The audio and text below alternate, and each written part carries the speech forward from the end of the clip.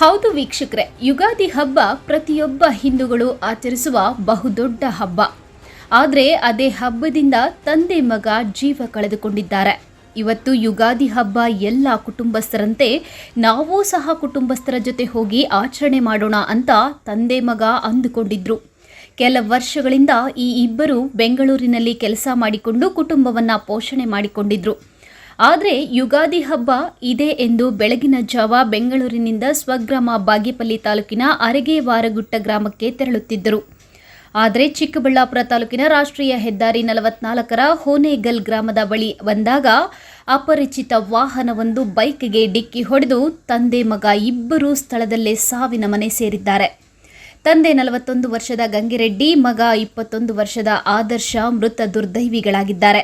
ಸ್ಥಳಕ್ಕೆ ಚಿಕ್ಕಬಳ್ಳಾಪುರ ಡಿವೈಎಸ್ಪಿ ಶಿವಕುಮಾರ್ ಹಾಗೂ ಗ್ರಾಮಾಂತರ ಠಾಣೆ ಪೊಲೀಸರು ಭೇಟಿ ನೀಡಿ ಪರಿಶೀಲನೆ ನಡೆಸಿ ಮರಣೋತ್ತರ ಪರೀಕ್ಷೆಗಾಗಿ ಚಿಕ್ಕಬಳ್ಳಾಪುರ ಜಿಲ್ಲಾಸ್ಪತ್ರೆಗೆ ರವಾನಿಸಿದ್ದಾರೆ.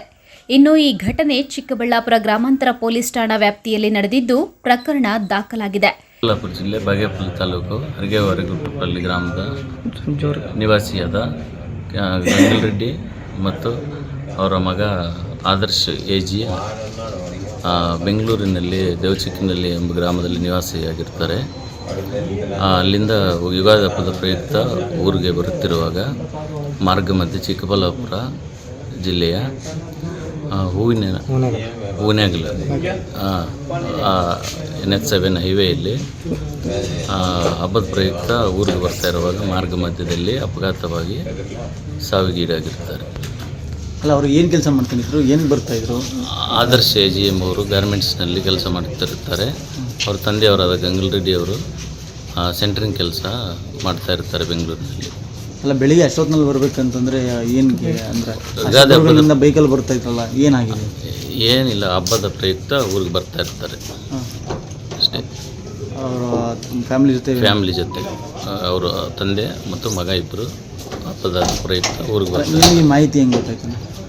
ನಮಗೆ ಇಲ್ಲಿಂದ ಅವರ ಬ್ಯಾಗ್ನಲ್ಲಿ ಒಂದು ಆಧಾರ್ ಕಾರ್ಡ್ ಇತ್ತು, ಅವ್ರ ಅಕ್ಕಂದು. ಆ ಆಧಾರ್ ಕಾರ್ಡ್ ಮುಖಾಂತರ ನಮ್ಗೆ ಮಾಹಿತಿ ತಿಳಿಸಿರ್ತಾರೆ, ಈ ಥರ ಆಗಿದೆ.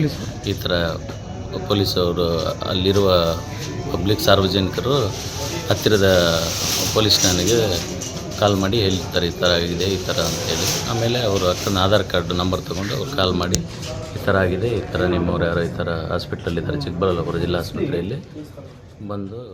ಕಳವಾರ ಅರುಣ್, MMTV ನ್ಯೂಸ್, ಚಿಕ್ಕಬಳ್ಳಾಪುರ.